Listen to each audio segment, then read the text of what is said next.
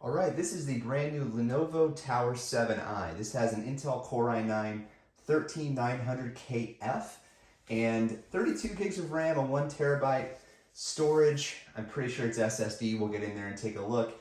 And an RTX 4080. So I'm super excited about this because it has a lot of horsepower to drive some of the newer games out there.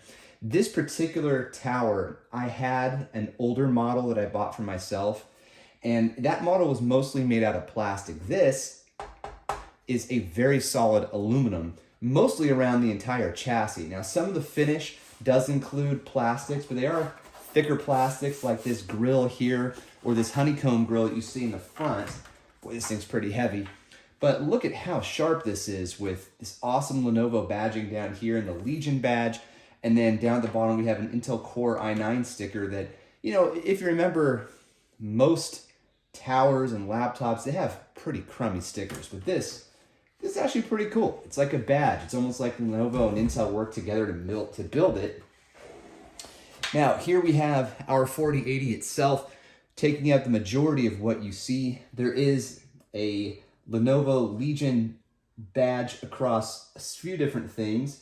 One, of course, is the cooler for the CPU, and it looks like a cooler possibly for another big part of the motherboard. I'm gonna have to get some light in this thing and really check it out. Anyhow, this looks pretty awesome. I love this acrylic glass. It looks really nice. The other side is strict aluminum. It's a nice gunmetal gray. There we go. Finish. Yeah, pretty sweet. So in the back, we have the majority of our I/O and the actual power switch here. There's an eco mode as well. I'll have to look into that. Now this gunmetal sort of finish, it's so pretty the way it's woven in here with a lot of black accents as well. Giant fan. So here's pretty much all of our I/O and then the I/O for the GPU. So doesn't look like there's native video, maybe through the USB-C port. I'll have to look into that. So you're gonna run all of your video directly from the GPU. So no onboard video from what I can tell. Okay, so I'm gonna plug it in and play a lot of games and be right back. The exact specifications that I have here is also the only spec that I'm able to find on their website right now. So as far as right now goes, this machine with the specs I'm about to list runs $3,350. That is a lot of money. I was about to say, but you get a ton of performance. If you built it on your own, you could probably save a lot. But anyway, here are the specs. 13th gen i9-13900KF. This is a beast processor. It comes with an RTX 4080 with 16 gigabytes of GDDR6X graphics memory, 32 gigs of RAM and dual channel, 1 terabyte SSD. Seemed a little light. Honestly, 1 terabyte, I mean, come on.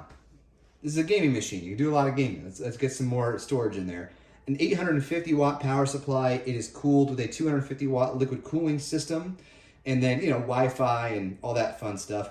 Now, of course, it's going to come with a mouse and keyboard supplied by Lenovo. So that's great. I've been using the keyboard. It's terrible, but it'll get you by in a pinch, like if you're reviewing a desktop. As far as I/O goes, I'll show you the back and the front and all of that so you can actually see what the I/O looks like and how it's all sort of been allocated across the chassis. So I've been using this for about 2 weeks, and I played a ton of games on it. Atomic Heart, A Plague's Tale, Hi-Fi Rush, and it doesn't skip a beat, and it really doesn't get too loud, which I'm very impressed with. The chassis is an absolute tank. I mean, it is basically metal all the way around with a glass on the side, of course. But there are some plastics, like for example, this honeycomb grill is plastic, and there's something else I'll show you in a minute on the top that's also plastic. Otherwise, it's basically all metal.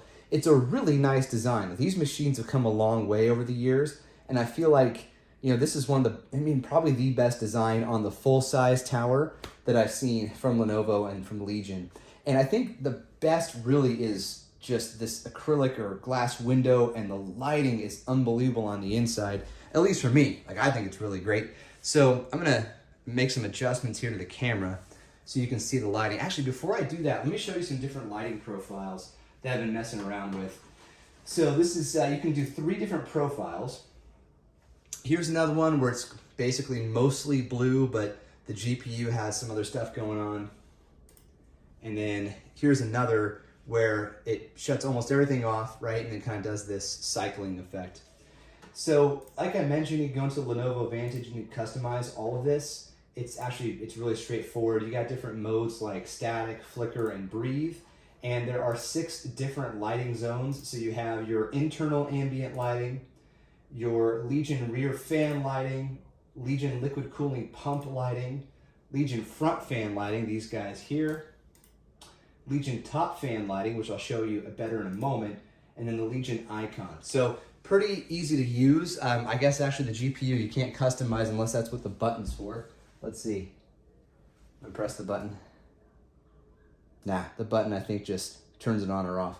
So anyway, maybe in NVIDIA GeForce Experience you can customize this. I'm not sure. I'm not really a desktop guy, but it still looks super awesome. So let's get a better view of what we're dealing with here. So the camera's gonna go a little bananas for a moment, but you know what? It's what I got in terms of tech.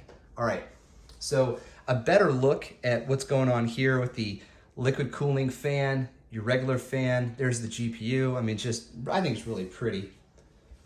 And now I wanna make sure that you folks can see the rest of this device. All right, I'm plugging all of my equipment. So it feels a little heavy to me, but I don't really deal with towers very often. So maybe it's just me. For a size comparison, here it is next to my PS5. You can see it is much bigger, but it's also way more powerful. All right, I'm back. So here's the I/O on the front. This is mostly what I use for keyboard and mouse. It's not what I would use long-term if I really set this thing up, but it's what I had going right now. Now, when I read the specs, I said this was a combo. It's not. So you have 2 separate ones, one for headphone, one for microphone. Maybe there's a combo on the back, we'll find out. There's your power button, and check this out. So this is an exhaust. I think it looks great. Now we really need to see the back of this thing too, but I'm gonna show you the front now. I think this is just great. Nice Lenovo badging and a high quality Intel sticker. Here's a better look at the internals. It's really easy to get this panel off, by the way, if you wanted to get in there. So there are 2 additional RAM slots from what I can see. And I think they did a good job of managing the cables. And here's the back. So down at the bottom, we have power. And then as we move our way up, plenty of open slots, although I don't know if the motherboard corresponds to those slots. I'll have to take a look. There's your spiff on the back and all that I/O with really cool Legion branding as well. I think this is just awesome.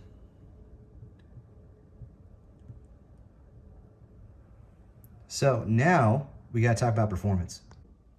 All right, talking about performance, I had the following games all set to 4K resolution, max textures, max settings in terms of graphics, no DLSS, just give it to me natural, no super resolution or anything like that. And here's what we came back with.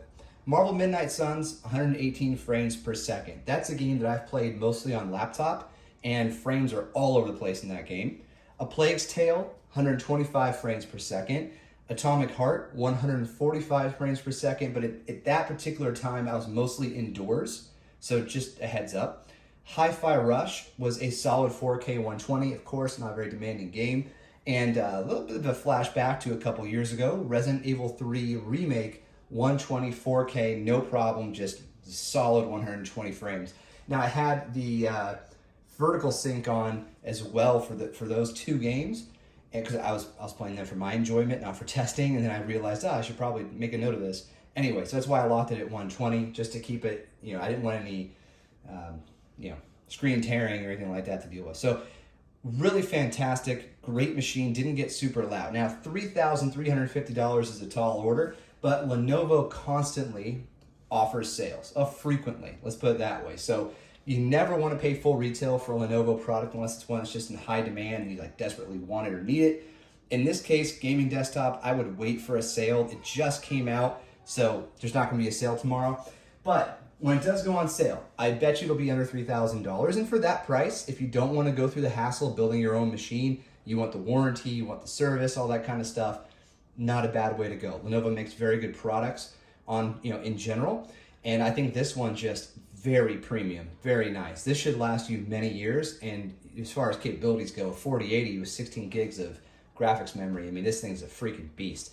Just zip through all these games that I threw at it, as you can see.